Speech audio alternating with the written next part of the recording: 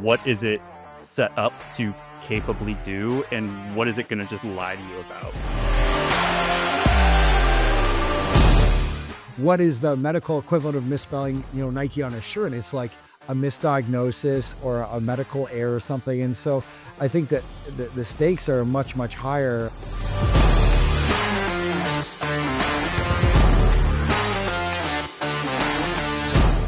What happens when a pet is inappropriately euthanized because of those answers? Or what happens when treatment is missed? Or what happens when it's just money? I don't know. Like, all of those things are challenges, and radiologists are not infallible.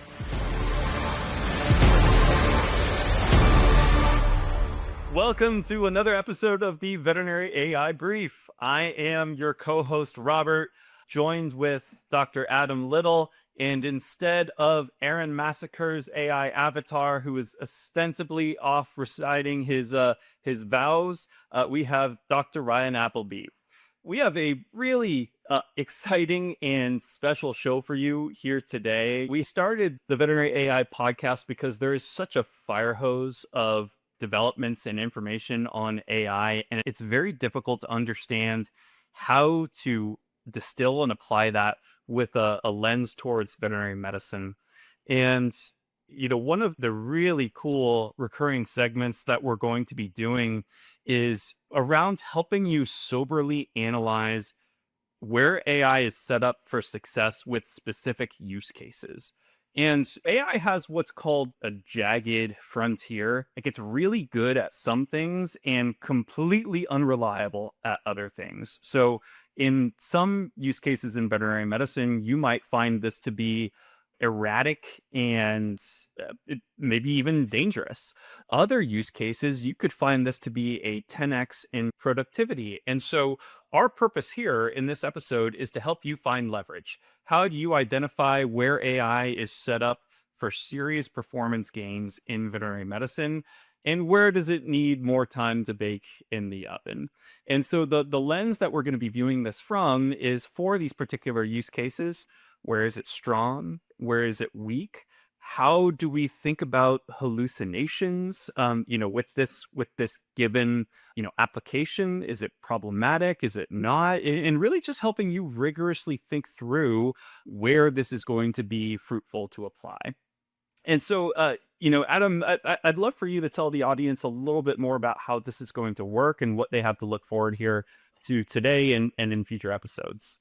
Yeah. So, thanks, Robert. I think one of the things that's going to be really interesting to unpack in the coming episodes is how AI is beginning to integrate into very specific fields, some of which are maybe more aligned with its current capabilities, and some of which where it might not have the ability to maybe fulfill or live up to its promises. And I think one of the fields that we wanted to kick things off with was radiology, because this was historically one of the areas that I think a lot of folks, Jeffrey Hinton probably being the most vocal or well-known, were saying, hey, humans aren't going to read images anymore. AI is going to be better at it. The field of radiology, which today is expensive and accessible in the human space, AI is going to come in. And to the point that, several years ago, he's like, we should stop training radiologists. Dr. Ryan Appleby, I think, maybe took that and some of the ongoing developments in the human space as inspiration. He's a board certified veterinary radiologist, originally from OVC.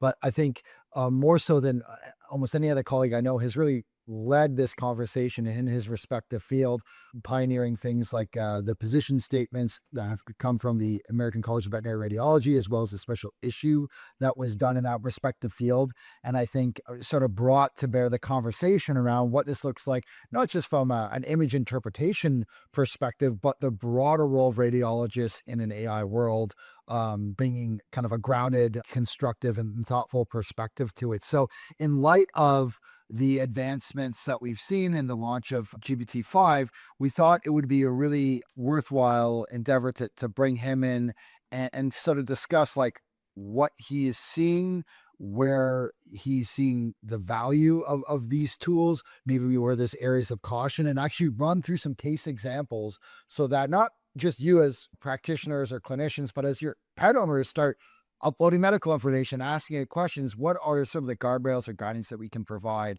So he's a very thoughtful colleague, board certified specialist, entrepreneur, and today a guest on the pod. Ryan, welcome.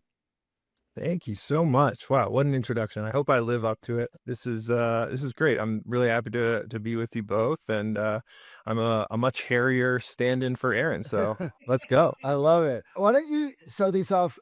Maybe talk a little bit about your journey and how you found yourself being at the center of this conversation, the radiology field, and what kind of led you to pursue that, I guess, if it is an area of focus. Yeah, I guess entirely fluke. So I graduated my residency in 2019. I joined the faculty at OVC here, and I we were a few years into medical imaging for people really taking off on its radiology journey, and there started to be a lot of conversation and ideas around this. And obviously with ImageNet and all of these things, we started to see the value of imaging interpretation or imaging classification with these AI models. And so this really started to take off on the veterinary space. And at the same time, companies like Signal Pet kind of came onto the market. And so there started to be a lot of conversations at the ACVR level. There were starting to be a lot of, I guess, my own personal interest was developing.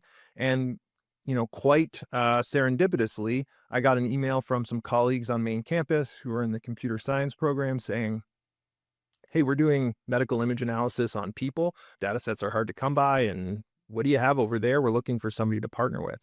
And so I got put in touch with them through a classmate and a colleague, and things sort of just took off from there. And I've been able to kind of run with that as my research interest here at the university.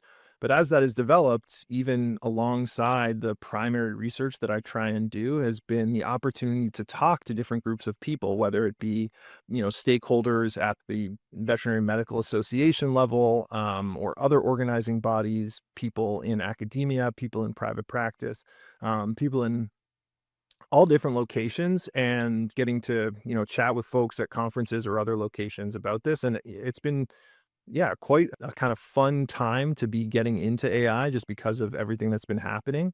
And in doing that, like you said, I was involved in the AI committee for the ACVR and ECVDI for a couple of years. And that culminated with last year, we put out our position statement. And that's something that, will continue to be an evolving and living document that will be updated from time to time. So lots of great stuff happening.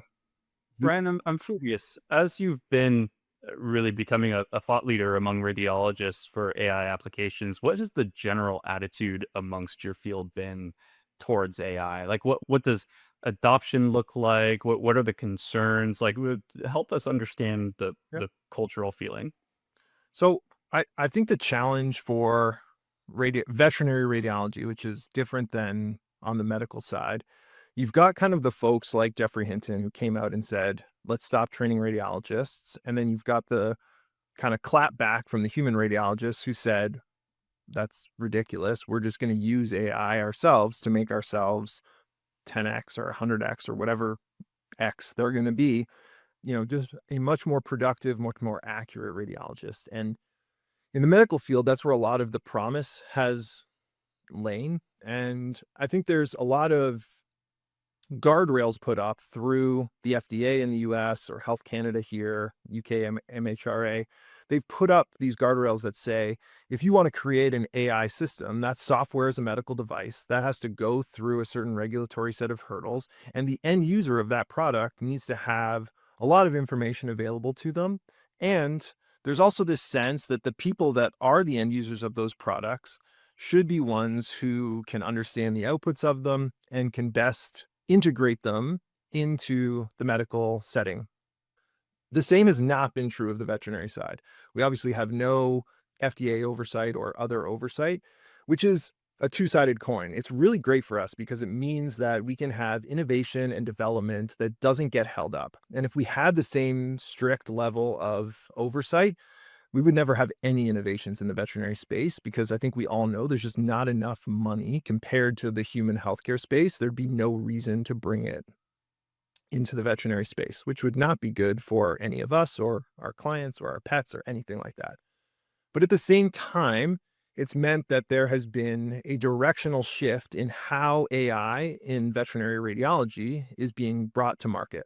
So it means that companies like Signal Pet, Vetology, Radimol, Antex, Rapid Read, all these different groups have decided that their opinion on the best way to do this, and truthfully the most profitable way to do this, is to sell that directly to the veterinarian. So they create an image classification algorithm, which they put out to veterinarians and say, you can interpret your radiographs with this. And they usually say something to the effect of it's like 99% accurate. But then when you dig into it, they don't provide you any details about that. They don't provide, like, it's a same diagnostic test as if you or I were to do like a heartworm snap test, right? We need to know a whole bunch of things: sensitivity, specificity, positive predictive value, negative predictive value, all of these various things like pre-test probability, everything that we kind of need to know about evidence-based medicine applies to these diagnostic tests. And it doesn't end up being shown to us. And radiology was the first group to sort of see this happen because we had so much digital data, right? We had the transition to digital radiography and it just swept through super, super quickly. But now obviously we're seeing the same thing in cytology and other forms of pathology, dermatology, anything with image-based systems, and then trickle down into text and language-based systems as well. All of that to say is that the general like cultural feeling is one of, I guess it's very mixed, right?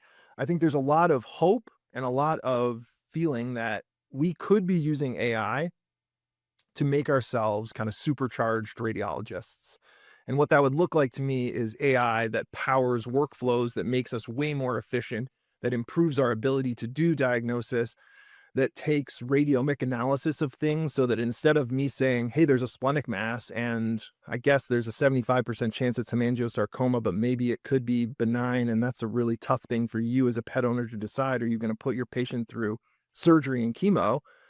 What if radiomics could actually just diagnose that for us and help us determine, can a radiologist confirm the findings of an AI algorithm that says this is most likely benign or this is most likely malignant? And that is like the potential that people see. So faster, more throughput from radiologists, better diagnosis, and an end result of better health outcomes. And where we sit right now is that nobody is really building any AI tools for radiologists. We're sort of stuck either building our own or, struggling through trying to manage client expectations, both from like pet owners and veterinarians who have gone through AI interpretations from other services. And we're trying to figure out how to like address and manage those things moving forward. So yeah, I think there's a real mixed feeling, but that's the state of play right now, is that most AI in veterinary radiology is not directed at radiologists. And what we're kind of here to talk about, the state of GPT-5, is also not really the type of AI that's being used, right? These are different AI systems. They're convolutional neural networks. They're image classifiers. They're regression analyses. They're those kind of things. They are not the same as the large language models. And I think that's part of what I'm hoping we'll explore here today. One of the points that you raised, I think, is really interesting is obviously there's this kind of headline focus on the interpretation aspect of the field. But on the flip side, we see that for a lot of these AI tools that don't quite integrate in the way and bring about the productivity gains for medicine or finance or legal, it really comes down to like understanding and having deep like empathy for the workflows. And I think what would be really useful to unpack is like, what is that workflow? What do you see as the areas before and after that interpretation that are really critical to the job, that might be where some of the biggest pain points are and perhaps where you're getting other gains? Because it strikes me as, for a field that is largely associated with images, there's a lot of like non-visual work that's done. And I'm Yeah. curious how you kind of Yeah. think about the workflow aspect of it. I mean, I think you've hit the nail on the head, Adam. It's such a challenge with the amount of kind of administrative aspects of this, that the image interpretation is only one small slice of what a radiologist actually does. And the current state of large language models is such that we could be using them to entirely reimagine our workflows and make it something much more efficient for radiologists. So you could think of things everywhere from the way in which cases are presented to radiologists. Currently, veterinarians have to put in history and pertinent history. And there's a wide range of how people do that. They either don't give you enough and say vomiting or whatever, but like not how long, not whether or not it could have eaten a foreign object, not anything valuable, or they put in way too much and it's like the whole soap or everything that the client said in the room is now pasted in. And then obviously people hit that Goldilocks spot and give you just the right amount of context and information. You can imagine AI just assisting with that. Either the veterinarian just has to copy paste things, or the AI populates it for it, or no matter what the veterinarian put in, the AI could help try to change that to what's best for the radiologist, pull out the important information. If it's too short, it could prompt the veterinarian before they submit the case to say like, hey, the context you've given may be insufficient. Here are some suggested guidelines on, what you should give the radiologist to give you a better answer. So it could help there. Obviously, like report generation itself is something that I'm currently using AI for. So we built an internal tool for our teleradiology company that helps us with our report generation, uses AI, large language models, to help support that workflow. It replaces aspects of dictation. So previously, radiologists were using essentially Dragon as the only really dictation option for radiologists, and nothing else was really accurate enough. And Adam, I think you mentioned this in your first episode of this podcast, but like the changes that we've seen with things like Whisper or other tools now have really changed the way in which we're able to dictate medical terminology. And what I've found is, combinations of these tools with various prompting strategies, like you end up with systems that do as good or better, in my opinion, than these traditional dictation systems. So I don't dictate with punctuation anymore, right? In Dragon, I would have had to say period, space, next line, whatever. Like there's no point in that anymore. AI fixes all of that. It helps me generate differentials. It helps me generate conclusions. And then you can imagine too, once your report is getting out to veterinarians, it can either help clarify things for the veterinarian if they're confused at something. A language model can help explain aspects of the report of what the radiologist meant, could help the veterinarian translate that report for their client. So bringing it down even to a further like lower reading level. Like Aaron was talking in your last episode about how like they're getting their discharges down to a 6th grade level. Like I think, what if you did that for radiology reports too and gave the client that information so that they could understand what's being seen on the images? And then if you build out a more broad workflow suite, things like automatic follow-ups and automatic case tracking and everything else, where the promise in automation and harnessing these like both data retrieval and data interpretation parts that involve the written word and not even necessarily touching that image-based analysis, becomes this huge part of a radiologist workflow that is, ripe for change. And I'm very excited about like the next 6 to 12 months, because I do think those changes are probably coming. So, Ryan, one of the things that you mentioned that I find really, really interesting is this idea of leveling up the context that you have when you're working up a case. And, I think that's context is going to be kind of the rate limiter for us in AI in the future, right? Because these models are going to get so good, it's just going to be what information are we feeding to it that is going to determine how high quality and relevant is the output. Now, what I'm wondering, and part of what's tricky for us here is, we have a few different potential audiences listening in. So hopefully we have radiologists listening in who are very interested in how you're applying AI to your radiology flows.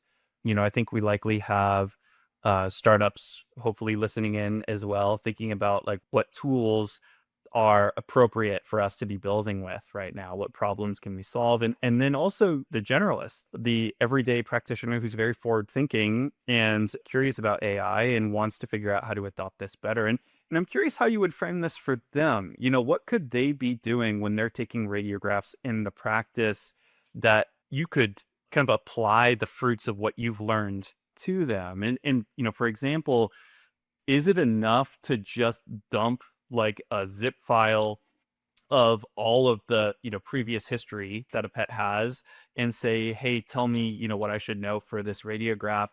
Or do you really need to have like a really good prompt that's going to be able to figure out like what they really need to know, what's going to be relevant? Just curious to hear how generalists should be applying these lessons. Yeah. So I think the first thing that I would say is that I don't think that veterinarians should be using the large language models at the image interpretation like level of their practice.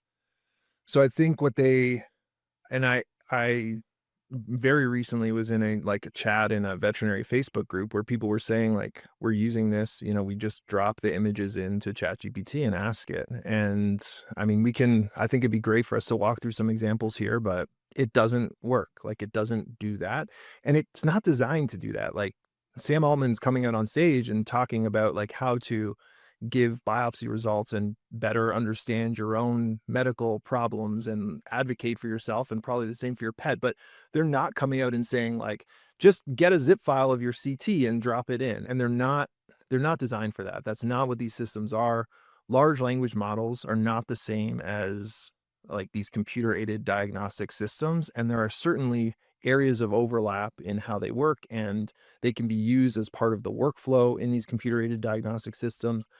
But in and of themselves, even though they're multimodal, they can't interpret the images. So to your point, Robert, of like, can you take a zip file and say like, here's the whole medical history. What do I need to know? I guess like alongside that, if you're uploading the radiographs, like it's not going to help you. And if you're zip filing a medical record into something like ChatGPT, there's some challenges there about releasing patient information. And I know you're not advocating for that, but you want to be careful, obviously, of what you're giving these large language models and these different companies, because whatever you are uploading is no longer yours or anything like that. It becomes theirs. So I think that's a really important part. So with every model, I always explore what it can do with images itself. And GPT-5, just like all of its predecessors, cannot evaluate radiographs. I'm happy to show you some examples if you want to get into that, or if there's anything else I can answer. Let's do No, that let's. because Yeah. I think one of the things that's really interesting, will help to these examples, is exactly what you're saying, Ryan, where you have people that are now saying, hey, I'm going to upload this image, and maybe they're getting some value out of it, but that value is at times difficult to maybe bottle, right? Like, was it just right that time? How was the prompt? What context did you give it? And I think what you're going to show maybe is a little bit of just how they could easily stumble over some basic things that, even when they're right for maybe more complex cases, it's not always because they nailed the image interpretation piece of it. It's because of all these other aspects that you might be feeding into that context. And by the way, I find that this approach, and I might say this is exactly what you did here, but like having standard cases or prompts that you test with each different model to sort of gut check, hey, did we see that improvement? This last model handled this poorly or was unusable. Did we reach kind of that threshold where now I can get some value of it? Is actually like a really interesting approach, because I've seen even in some of your personal posts, like you have evolved your position on limitations of AI that have been overcome with things like study mode, etc. So it's not saying, hey, this will never happen. It's just like, let's benchmark where we are here and what progress was made since our previous version, which I think is really important. Yeah, 100%. And, like Ethan Mollick always talks about, he has his otters on the plane, right? He Yeah. wants to see like where are the models, the vision models or the image creation models at when a new one comes out, and he uses that same prompt. And whatever it is in your practice, like I strongly recommend that people develop that, right? If it's create a business plan for me for XYZ, if it's interpret these radiographs or whatever it is, I strongly suggest it. So I'm going to run you through a few different things that I've done with GPT-5. So this is my GPT-5. This was just like 2 or 3 work days picking random cases that I thought were interesting, and I was curious whether or not the AI system could do it. So this first one, it actually did pretty well in this example. So I just said this is a cat presenting for weight loss, being unwell, evaluate and provide a summary of findings, differentials, and a plan of action. So there's a few different images, which I guess it's not going to show me because this prompt happened a few days ago, so it's a little bit old. But I can tell you there's pleural effusion, and it's left-sided. And that's the main finding, is just a left-sided pleural effusion. There's some other like minor things going on.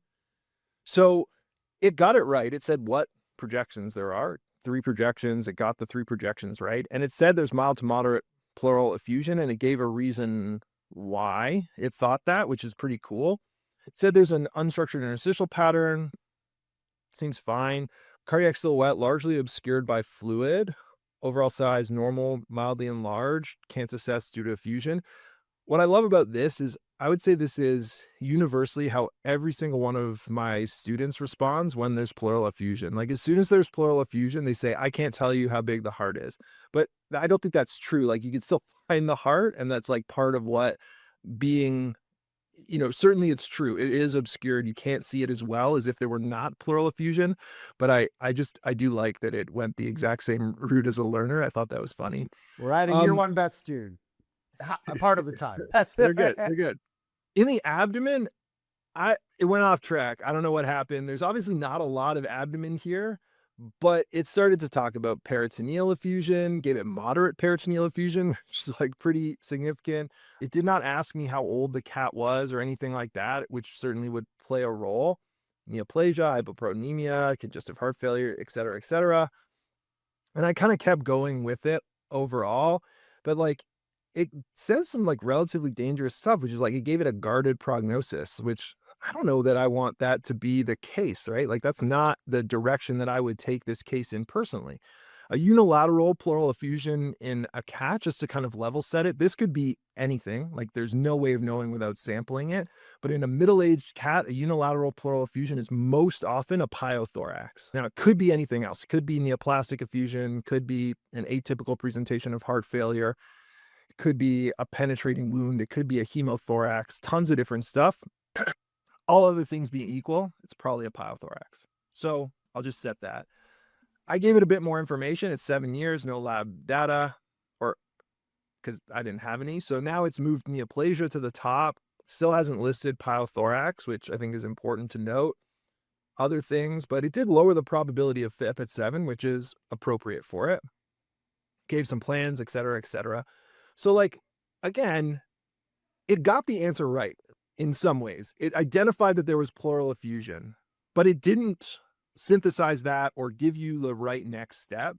Can I just maybe a couple comments on that? Because I think this is really fascinating. So there's a couple attributes about this example that I think are really important for the audience. So the first is you read this and like, even as a veterinarian, like there's a lot of kind of smart sounding, the way that it lays out, like it's a very thoughtful way that it communicates what it's found that I think some people might over index for because it just seems, we talk about hallucinations, but I think you take it a step further, almost like medical grade hallucinations where it's looking like doctors speak, communicating in a way, it's a well-written report, etc. And to your point, it's getting things right. So does that build some confidence that, hey, if I'm getting part of this right, it's all right, or at least I'm less likely to overlook something because the first part of the answer appears to be correct. So that's kind of another piece. The second is, I think this example highlights where not having the context up front and maybe not being able to ask those clarifying questions afterwards can be really dangerous, right? Because as you give it this more context, it does start to kind of reevaluate things, but you can also imagine a situation where, as opposed to looking for like the prognosis or diagnosis, what are things that I should be considering that would move the needle here? And if you're just taking these differentials or this prognosis at face value without it being that kind of dialogue, or what are questions I should be asking the radiologist to clarify as a result of looking at this, you're really just setting yourself up, I think, for more of, frankly, what Sam Altman was saying on stage, which is like, how do you become that empowered a patient? How do you become that more empowered clinician that is able to really both advocate for themselves, but speak with maybe a high level of understanding or clarity, as opposed to, I'm going to overrule the doctor, or I'm not even going to, pay attention to what they have to say. So it's kind of like when you're putting it in a box where you're saying, look, I want an answer. I'm not going to give you this other context. You're not asking for that follow up question, and you're explicitly asking for that diagnosis. You're going to lead to these sorts of issues. And to your point, if you're a couple of degrees of separation, you go from like, is this cancer or is this FIP, to something that looks considerably different. And so I just think it's really interesting in that, like, the presentation of the information can create this artificial sense of trust.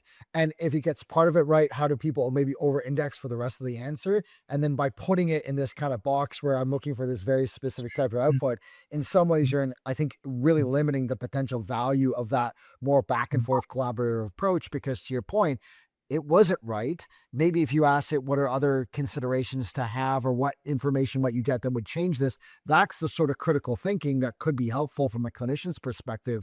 But this just kind of leaves you with something that's wrong. What did you think, Robert?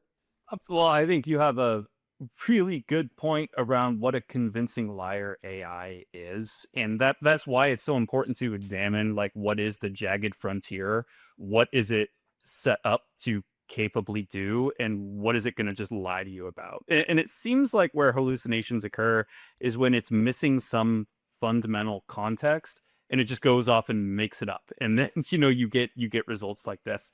Ryan, I'm really curious. You mentioned something earlier around AI baked solutions being offered directly to veterinary practitioners. Like, why is that happening? Like, what's the other side of the argument? If it sounds like part of the frontier that AI is really not set up to do is reliable image analysis right now. I don't So I don't think that's exactly it. And I'm sorry to interrupt you, because so this is not reliable image analysis. AI is perfectly set up to create reliable image categorization if you have the appropriate training and testing set. So you can very, very reliably use a different type of AI, a convolutional neural network, to create an image classification model, which is just fundamentally not what ChatGPT or any of the other large language models are. So you can absolutely do that. You just need the right data set. And the reason it's being offered to veterinarians, in my opinion, and I think that you can and should have folks that have created these products on to hear their side of the story as well. But to me, it's a financially driven thing. There are, I don't know, like 1,300 veterinary radiologists in the world. There are hundreds of thousands of veterinarians. So just the number of people to market your product to, like the TAM is just completely skewed towards offering this to veterinarians instead of general veterinarians rather than to veterinary radiologists. Because, you charge $10 a case for AI to classify your image, and that's it. But the problem with these models is that they don't, and this could be its own episode, this could be its own series. You could have an entire podcast that every week just looks at this. But like, the challenge is that we don't have enough information to make reliable interpretations of these systems. So we don't, like, where the FDA and other such bodies put up guardrails for human medicine, where we know what the training set is, what the skew is, how it performs in real time, what the post-implementation monitoring of those systems are. We don't know any of that in veterinary medicine. So the companies say they're very accurate. You put it in, and you're kind of in a similar output situation as what we just witnessed, which is like, how do you anchor to the answer from the AI? If you don't know what the patient has, you feed it to the AI and it tells you it has pleural effusion and peritoneal effusion. Then, like, what are you doing next? And they work very differently. They don't offer this convincing lie of things. They usually just say, this is how confident we are in this Yeah. diagnosis. So quite different than these systems, but they're still very challenging, and they still lead to problems because they sort of send you in different directions. The example that I like to give now, after seeing so many of these in action, is their main selling point is that they'll save people money. They'll save money to the clinics because you get a cheaper interpretation. They're going to save clients money. Clinics are going to take more radiographs and get more value out of them. And what I've seen is that they take radiographs with very clear obstructive patterns. They say there's probably an obstructive pattern, but we can't be 100% sure, which is kind of a fair way of approaching it from an AI classification. Like, I don't want them saying definitively and sending things to surgery or euthanasia or whatever. But the next step then becomes clinics will go out and get that patient an ultrasound. And all they needed was to send that for a radiologist read from the beginning. So it ended up costing the client $10 for the AI read, $500 for the ultrasound, instead of 100 and some odd dollars for a radiologist interpretation. Ironically enough, it seems like in a field that's like black and white, the real value radiologist is like handling the gray, being able to walk through why you're thinking about certain things, advising for that care plan, making those choices. And so we could talk a little bit about this in some of these examples, but I think the other point that you are kind of making is, hey, if we look at radiologists over here and we look at these veterinary systems that at least are using some of the techniques that are appropriate for image recognition systems, ChatGPT is on a whole other playing field with respect to how this works. And by the way, your clients, they're using ChatGPT, right? They're not using the veterinary image models. And so I wonder if you could take us through a couple examples, because I think it's really powerful as you're kind of walking through this to sort of catch and see, because you can also imagine, by the way, a pet owner like takes a response like this, and maybe they word it a little bit differently, but they're like, look how good quality this is. It sounds like a doctor. They used a lot of the same words that my doctor used, because it turns out people probably only recall 10, 20, 30% of that consultation with their veterinarian. So you can imagine a situation where those errors get propagated because the pet owner is saying, I hear a lot of the same language that I heard from the veterinarian. I got this immediately. It sounds really professional looking. I can like mold it so it's easier to explain to me. All the while it's kind of anchored to a false diagnosis or a really fundamentally wrong piece of information. So that's kind of another thing I kind of keep coming back to, where if you don't have that the understanding of what accuracy is and how you actually handle it, it's kind of just putting a costume on, lipstick on a pig. Why don't you walk us through this example? So this one, I actually got this idea from ChatGPT itself. When I asked Five, like, what do you do differently? One of the things it said is that I'm better at comparing images like to one another than my predecessors. And I have no idea if that's true, but based on this example, I would guess it's not. I created this system that, like, I'm sure somebody else came up with this term, but I called it anchoring, right? So I'm going to anchor the AI system, like what we're just talking about, like giving it as much context as possible from a like knowledge base without feeding it the diagnosis, to try and test its capabilities. I anchored it. I said, okay, this is normal. So these are normal radiographs. I'm the radiologist. I'm telling you it's normal. This is the new case. I want you to compare them and tell me what the differences are. Report only visual differences. Don't state diagnosis. Don't make inferences, et cetera, et cetera. So I added, it's a dog. It has these things. I gave it a whole bunch of strict rules, all of this different stuff. And I asked it to come up with this report for me based on like a very stringent prompt. And this was meta prompting, right? I worked with ChatGPT to come up with what that prompt should be so that it could give that answer. And then overall, what it ended up saying was heart is big, lung lobes have increased soft tissue opacity, some other stuff, and it has a 90% confidence. So then I followed up and said, okay, based on what you just said, what do you think the diagnosis is? It says, I can't give you a diagnosis. Nice, safe guardrail. I can't give you a diagnosis, but it's most compatible with cardiomegaly and pulmonary edema, which of course is a diagnosis. So not all that safe. Which is true. Like this second case has cardiogenic edema. So again, now we're into a stage where, okay, maybe if I do this, I can reliably get it to work. Let me take you through the next few hours of my life. So now I said, okay, for this case here, I want you to do the same thing. This is a normal dog. This is another dog. This dog has cardiomegaly, but it has no pulmonary edema. Same prompt, go through it. And all of a sudden, again, it still has a soft tissue opacity in the perihilar region and the caudodorsal lung. So like now this patient also has cardiogenic pulmonary edema secondary to left-sided congestive heart failure. So I thought to myself, okay, this is getting a little odd. 2 of them, 50%, maybe it gets better. Move on to the next one. This time I fed it the same case twice. So I just gave it the normal and told it that the case that I'm testing it on is different, but it's not. And it told me again that this is cardiogenic pulmonary edema secondary to left-sided congestive heart failure. So it cannot actually tell the difference between these two things. All I did was change the name of the files from case 1 to case 2, and it thinks that those are different cases, even though all it is a copied file. It's the exact same image. So we've reached AGI is what you're, oh, this is Yeah, a bad, we're there, guys. this is a bad there. thing. We Oh, got this it. is a bad thing.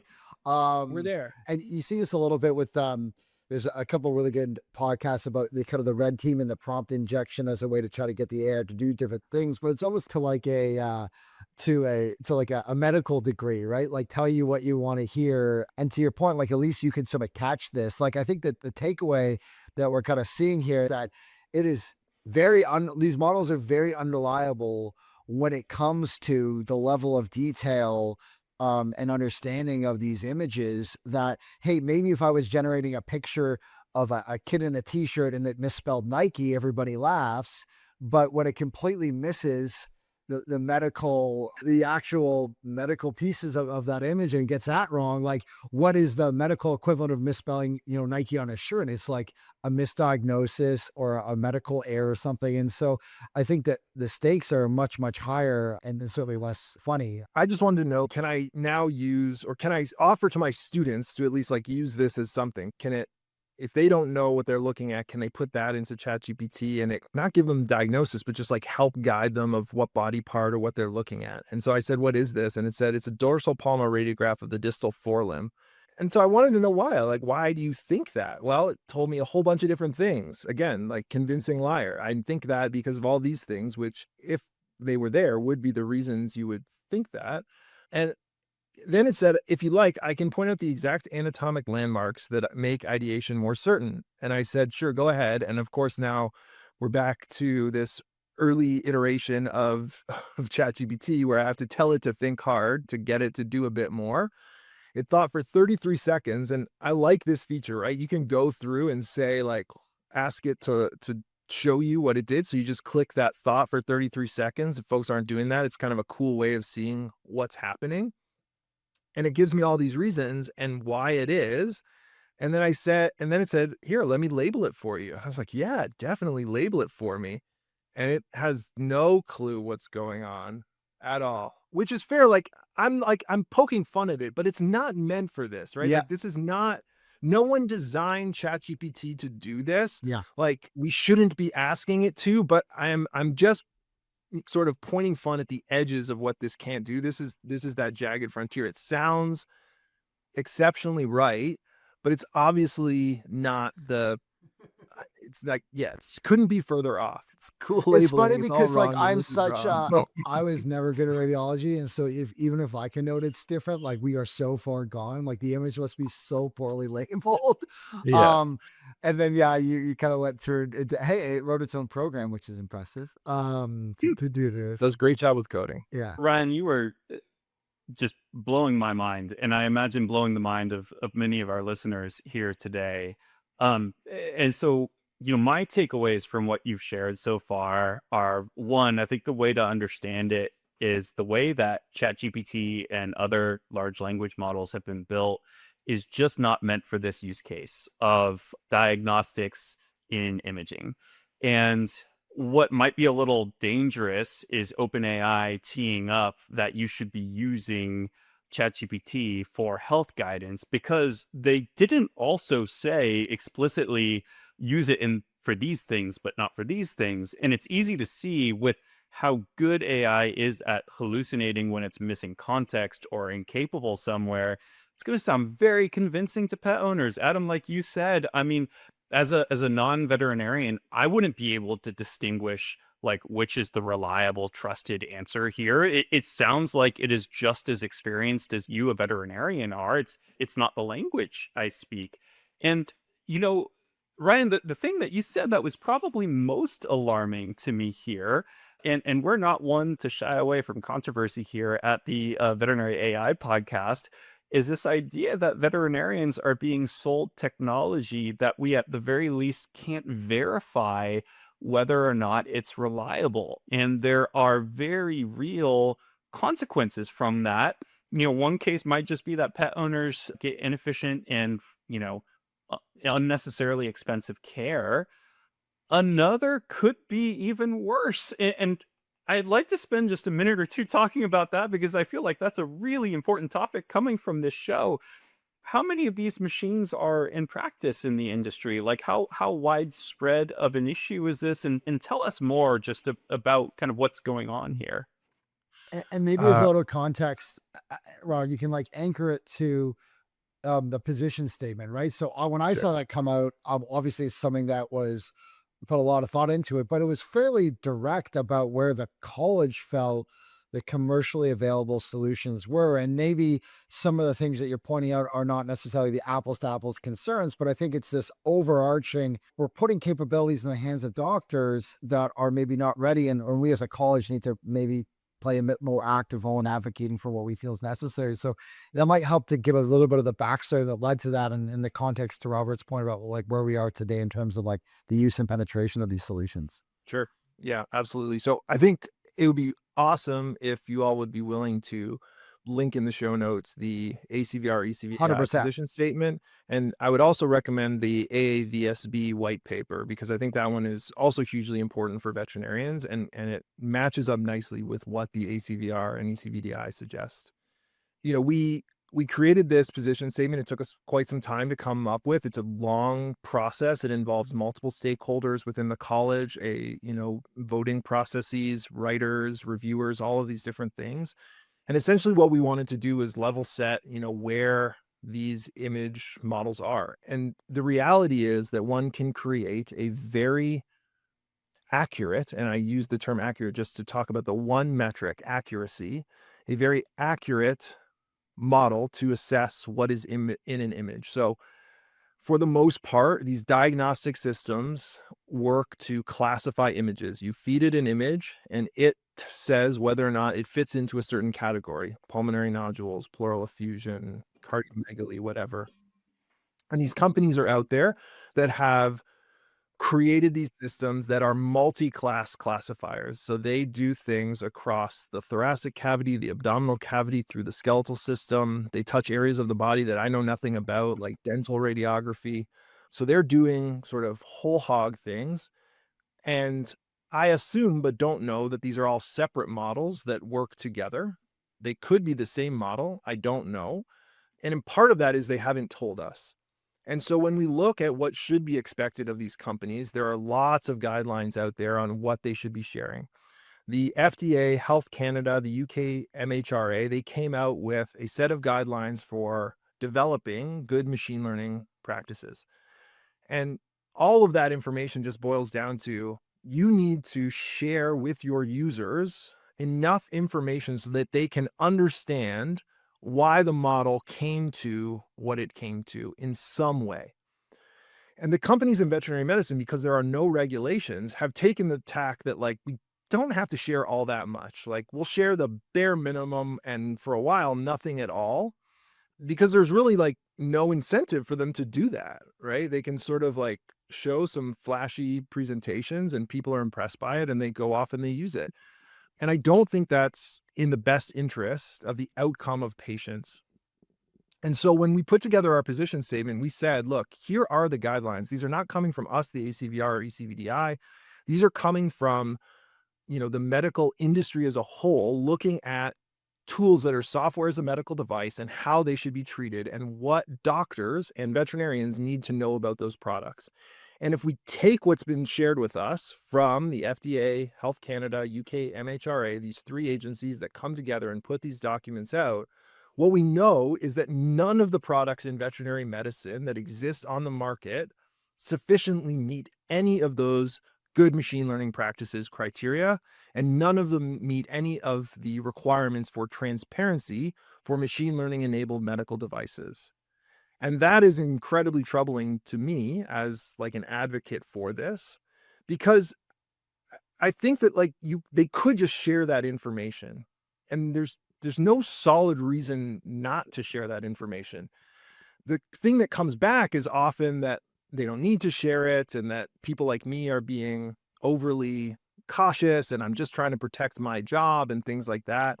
And lots of fair criticisms of me out there, but that's not one of them. And Yeah. there's so many radiographs to be read that AI can and should play a role in this. I'm just not sure the way we're doing it is the right way, both because we don't know enough about these models, and because when the models go out into practice, no matter how good they get, you have to be able to verify the result of that model. So if we flip the script here for a second and we think about the scribing examples, a veterinarian in practice who writes their own soap notes, a scribe comes through and generates the output. The veterinarian is the perfect person to assess the output of that scribe. It can say, actually, you missed this and I need to add that in, or you didn't miss that. And there are lots of issues that over the next 5 to 10 years, we are going to find in terms of anchoring biases, de-skilling, all of these various things that are going to change the way we work with these technologies, and that we are going to have to both teach veterinarians to do and change the way existing practices operate. But that veterinarian is perfectly positioned to assess the output of that AI system, that large language model. But if the veterinarian has a set of radiographs that they don't know what's wrong, they feed it to the AI system, and the AI says, like in the examples we just looked at, this is pleural and peritoneal effusion, but it's only pleural effusion. Even if it's only saying what's there, now all of a sudden, how does the veterinarian assess the output of that system? They can't do it. They started from a place where they didn't know what was happening. They asked an AI that they don't know how that AI works. They got back an answer, and they have no way of assessing that output. Whereas instead, if you use those image classifiers to improve the speed of a radiologist, or you change the way they worked in practice so that it triggered, what cases need to go to a radiologist or not, like lots of different ways to do this, you could improve the health outcomes for the pets, I think. Because otherwise you're sort of in this cycle of no one tells us how to interpret the model because they don't give us enough information, and we don't have the skill set to completely verify those instances. What are the things getting missed? And I think the thing you were alluding to, Robert, is like, what happens when a pet is inappropriately euthanized because of those answers? Or what happens when treatment is missed? Or what happens when it's just money? I don't know. Like, all of those things are challenges, and radiologists are not infallible. I'm not here to say that. Like, we make mistakes, we make medical errors. I think It happens. I think But one it's of the different. things that's so interesting is like if you just like did this thought exercise, so like I want you to describe a really terrible radiologist, right? What does a terrible radiologist probably look like? Well, when you submit a case, they don't ask any follow-up questions. When they interpret an image, they don't give you any context. They don't explain what they've seen. And once they provide that report, you can't answer any questions. And it's funny because that's a bad radiologist. I think we all agree, but that's kind of how these systems seem like they're somewhat behaving, right? Versus on the other side, what does a great radiologist do? They have that collaborative relationship with the referring clinician. They ask those details. They understand the case, they understand the context of that pet owner. What options might be available? What have you already set expectations around? When they have findings, they communicate clearly what they're seeing and why, what they're thinking, why maybe what wasn't there that they would have expected given that history. And then they make themselves available in that report generation process to reframe, educate, send that out and be that collaborative partner. And so what really is interesting about this is a lot of the focus seems to be on the aspect of the job that AI is not particularly good at least some of the models that we've seen.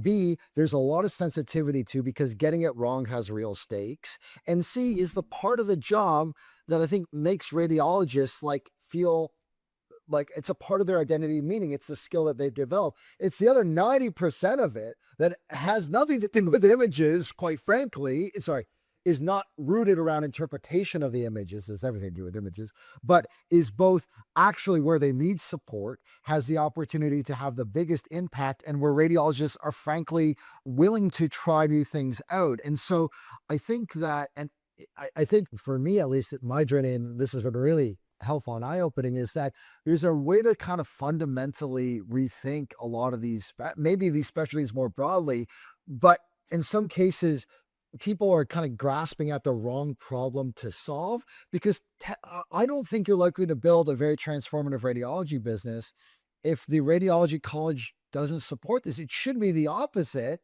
where at the end of the day, the specialists, you've built a system that is endearing so much trust, that's bringing so much benefit, that they're screaming at the roofs that it's something that practices should be adopting. And I just think, the same way that if every time you hopped in an Uber, you got in an accident, you're not going to be in an Uber very often. There's going to have to be new systems in place to help establish that transparency. And so for me, it's kind of like, what is the equivalent in the radiology space of, I have the SOS contacts on my phone for Uber. I know the car. I know how long it's going to take. I know how much it's going to cost. I can contact their support at any given time. They publish all the results to show how many accidents and how that compares. They have disciplinary actions and they have escalation pathways for drivers and riders who misbehave. They have the dual of voting system. And I think those pieces of infrastructure are what allowed us to go from, hey, I will go into a stranger's car, to actually like millions of people do that now every single year without issue. And I think that we need to really critically think about the systems that can enable people in your position to be able to have that 10 or 100x output. And if you start going after the problem that everybody's most sensitized to, and rightfully so, you're not going to end up in a good space. And it could meaningfully set back the field at a time when there are advances that are going like this, and maybe some of those new capabilities come online. So that's a bit of a rant, but I think for me, it's been reframing for this entire specialty, perhaps, where AI actually could bring a lot of benefit and how maybe we're approaching it the wrong way right now. Adam, I think that's a really, really good point. Just this idea that, as Ryan has showed, that this is effectively a black box that does not allow our error correcting processes to evaluate. That AI in no field should be running autonomously indefinitely. It needs human supervision, and especially in an application that it is not trained to appropriately function within. I mean, so as a pet owner, my perspective is, I want to know if my veterinarian uses technology like this. And if they do, I might not go there anymore. Because this is like, I think your perspective has been as valuable as it is disquieting. And my hope is that maybe there's a way to interpret this, that the secrecies around protecting, quote unquote, trade secrets, and there's more here than we understand. But then the other spectrum is, there are foxes in the hen house who are capitalizing on this buzzword of AI and creating technologies that are not appropriate for this use case. And so, Ryan, as we So wrap up, I'd love to know, your final thoughts. What would you like to leave the audience thinking? Is there anything else that you would like to communicate here? yeah, I think it's super important to me that we leave this conversation acknowledging that I am not suggesting that AI should not be used for image evaluation. So I do think there is a role for convolutional neural networks in image evaluation. At the same time, I think that the way in which those convolutional neural networks have been ruled out into veterinary practices is exceptionally disquieting, to use your word, Robert. I think there is a lot of challenge in that, and that pet owners and veterinarians should be exceptionally cautious in using these programs, and that there needs to be way more transparency, because without that transparency, to me, you can never actually have the informed consent of your client, right? So like to your point, Robert, like you need to disclose to your patients that you're using these programs. You need to be able to explain to them what that test is. And if you don't understand the test yourself, that's not actually informed consent. You're just getting consent. It's just not informed. And the second piece is that large language models like GPT-5, anything in ChatGPT, Gemini, Meta, Grok, any of those, DeepSeek, they are not geared for image evaluation and should not be used by anyone, veterinarians or the general public, pet owners, or anything like that, to evaluate the images, because they do not do a reliable job in providing an analysis of those images.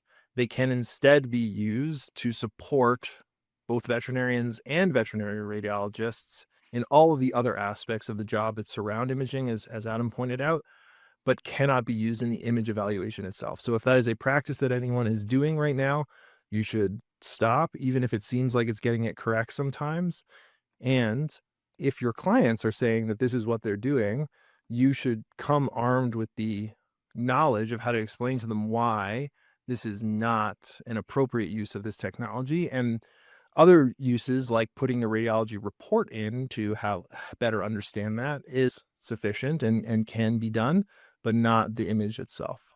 Yeah, I think, Ryan, to your point, like, you've named, for all the things we talked about, maybe areas of concern, you've already highlighted like 5 or 6 great examples of where this brings real value, right? Helping veterinarians structure their notes to submit better reports, asking your notes questions of what's missing, that I should ask the pet owner in order to fill out that report, helping radiologists generate reports more quickly, being able to create communications for pet owners that help distill that report finding in a way that they can digest, allowing them to explore maybe the medical conditions or explanation of the findings itself that help come to that conclusion. And there's all these different aspects where it's already providing a lot of value. But as you highlighted in our example, if you just throw an image in, you don't know what you're going to get out. And if you have a pet owner, and I think this is kind of the canary in the coal mine, if you find a pet owner that's going and throwing those images in, I think if you're a veterinarian, your question becomes like, how can I help address whatever question, concern, open-ended thought you have that's causing you to go here as opposed to maybe come to me. And frankly, this is where I think practices just have to be in a position to recognize that, like, if you don't respond to your emails, if you make it impossible for them to book an appointments, if you don't follow up with them after they get these cases, if you don't create space to communicate the reports, you're not giving them the time, the capacity to engage in that conversation, and you're pushing them to these other options. That's going to make your job even more difficult. So yeah, I think that this was incredibly thoughtful. Clearly, like, man, you spent a lot of time thinking about this stuff. I think you come with a really balanced perspective. And I think, you might look at that position statement and be like, oh, it's just radiologists trying to protect themselves. But after really unpacking this today, I think it's, if anything, the exact opposite. And I think that's really powerful for people to maybe unpack that complexity, because I think it is a bit of foreshadowing what could happen and will happen in probably every specialty field over the next decade. So thanks so much for your time. Specialty fields, and I think like veterinary medicine as a whole, right? Yes. So the slope is slippery. And anyway, thank you both for this podcast. Thanks for the opportunity to speak with you. And I'm so excited to listen to the next episodes and the other experts that you bring on. I think it's great. And yeah, I'll see you back for GPT-6. Yeah, sounds good. Thanks. We'll see you then. Thank you so much, Thank Ryan. you. What an incredible public service you've done today. All right, gang. We'll see you next week. Cheers.